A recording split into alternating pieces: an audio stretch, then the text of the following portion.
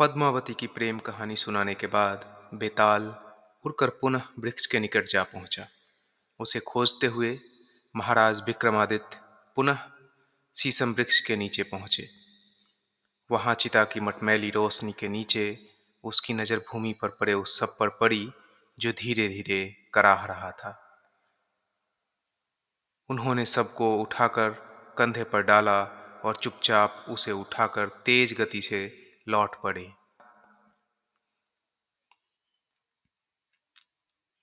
कुछ आगे चलने पर सबके अंदर से बेताल की आवाज आई, राजन, तुम अत्यंत अनुचित कलेश में पड़ गए हो। अतः तुम्हारे मनोरंजन के लिए मैं तुम्हें एक और कहानी सुनाता हूँ। सुनो। यमुना किनारे ब्रह्मस्थल नाम का एक स्थान है जो ब्राह्मणों को दान में मिला हुआ था।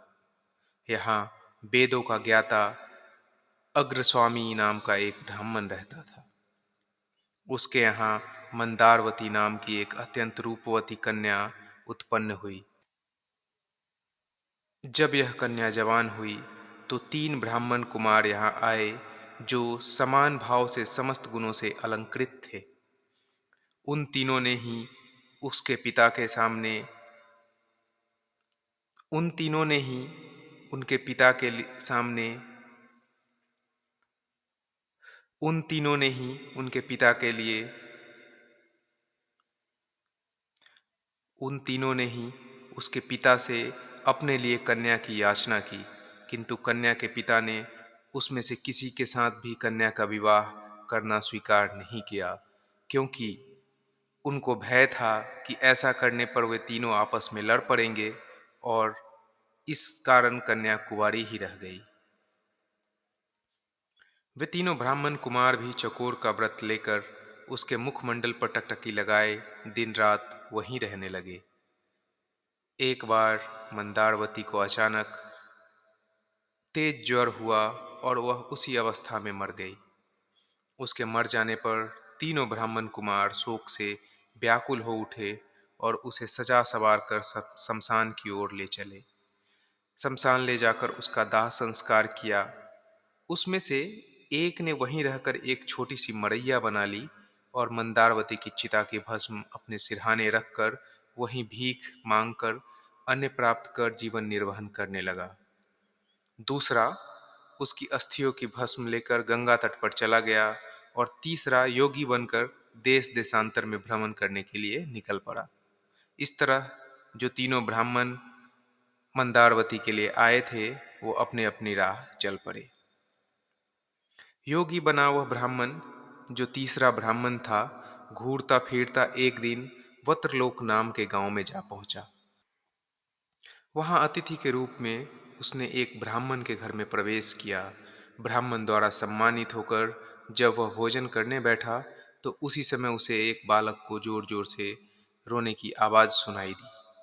बहुत बहलाने समझाने पर भी जब वह बालक चुप न हुआ तो घर की मालकिन ने क्रुद्ध होकर उसे अपने हाथों में उठा लिया और जलती हुई अग्नि में फेंक दिया। आग में गिरते ही कोमल शरीर वाला वह बालक जलकर राख हो गया। यह सब देखकर वह योगी गुस्से में लाल हो गया। उसे परोसे हुए भोजन को आगे खिसकाकर उठकर खड़ा हो गया और क्रोधित भाव में चिल्लाकर बोला, धिक्कार है आप लोगों पर। आप ब्राह्मण नहीं, कोई ब्रह्म राक्षस हैं। अब मैं तुम्हारे घर का भोजन नहीं कर सकता हूँ, एक अन्न का दाना भी यहाँ ग्रहण नहीं करूंगा। योगी के ऐसा कहने पर गृह स्वामी ने कहा, हे योगीराज, आप कुपित न हो, मैं बच्चे को फिर से जीवित कर लूंगा। मैं एक ऐसा मंत्र जानता हूँ जिसके पढ़ते ही मृत व्यक्ति भी जीवित हो जाता है। यह कहकर वह गृहस्थ एक पुस्तक ले आया जिसमें मंत्र लिखा था। उसने मंत्र का पाठ किया और अभिमंत्रित धूल आग में डाल दी। आग में धूल के पड़ते ही वह बालक पुनः जीवित हो उठा और ज्यों का त्यों आग से बाहर निकल आया। जब उस ब्राह्मण योगी का चित्त शांत हो गया तो उसने भोजन ग्रहण किया। गृहस्थ ने उस पुस्तिका को बांधकर खूंटी पे टांग दिया और भोजन करते करते योगी के साथ वहीं सो गया।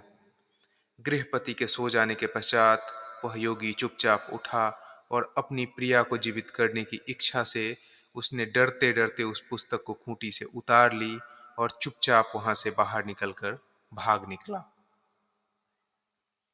रात दिन चलता हुआ वह योगी फिर उसी जगह पहुंचा जहां उसकी प्रिया का दाह संस्कार हुआ था। उसी शमशान में पहुंचने के बाद उसने दूसरे ब्राह्मण को देखा जो मंदारवती की अस्थियां लेकर गंगा में डालने गया था। तब उस योगी ने उससे तथा उस पहले ब्राह्मण से जिसने वहां पे कुटिया बना ली थी और चिताभस्म से सेज सजा के रखी थी से कहा, तुम यह कुटिया यहाँ से हटा लो, जिससे मैं एक मंत्र शक्ति से यहाँ के भस्म में मंदारवती को जीवित कर उठा लूंगा। इस प्रकार उन्हें बहुत समझा बुझाकर उन्होंने उस कुटिया को उजाड़ डाली। तब वह योगी पुस्तक खोलकर मंत्र पढ़ने लगा। उसने धूल को आमंत्रित करके चिताभस्म में डाल दिया और मंदार उसमें से जीती जागती निकल गई। अग्नि में प्रवेश करके निकलते हुए उसने शरीर की कांति पहले से भी अधिक तेज हो गई थी। उसका शरीर अब ऐसा लगने लगा था जैसे वह सोने का बना हुआ है। इस प्रकार उसको जीवित देखकर वे तीनों ही काम पीड़ित हो गए और उसको पाने के लिए आपस में लड़ने लगे। जिस योगी ने मंत्र से उसे जीवित किया था वह भी बोल रहा था कि वह उसकी स्त्री है, उसी ने उससे मंत्र प्राप्त किया है। दूसरे ने कहा, तीर्थों के प्रभाव से ही वह फिर से जीवित हो पाई है और वह उसकी भार्या है। तीसरा योगी जो उसकी भस्म के पास बैठकर तपस्या कर रहा था, वह बोला कि नहीं, वह जब जीवित हुई तो वह उसकी भार्या है, अतः उस पर ही उसका अधिकार है। इतनी कहानी सुनकर बेताल ने विक्रमादित्य से कहा, राजन, उसके इस विवाद का निर्णय तुम ठीक ठीक कर सकते हो कि स्त्री किसकी होनी चाहिए।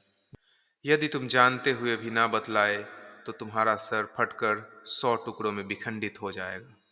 बेताल द्वारा कहे हुए शब्दों को सुनकर राजा विक्रमादित्य कुछ देर तो चुप रहे, किंतु फिर बोल उठे, हे बेताल, जिस योगी ने कष्ट उठाकर भी तंत्र मंत्र से उसे जीवित किया है, वह तो उसका पिता हुआ।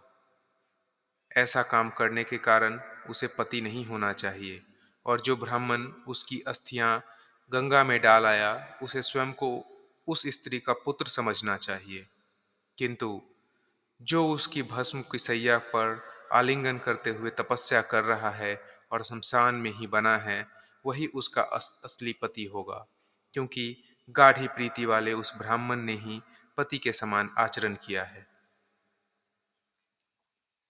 इतना सुनते ही बेताल बोला, तुमने ठीक ही उत्तर दिया है राजा, किंतु ऐसा करके तूने अपना मौन भंग कर दिया है, इसीलिए मैं वापस चला अपने स्थान पर। यह कहकर बेताल उसके कंधे से उतरकर लोप हो गया।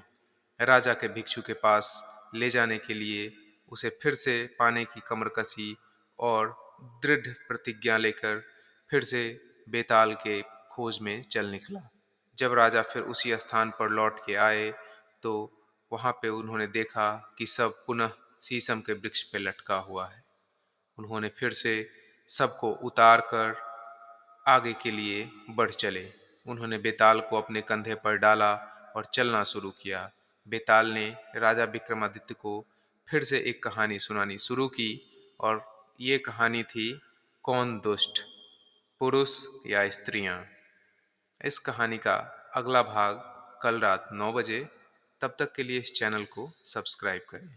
धन्यवाद।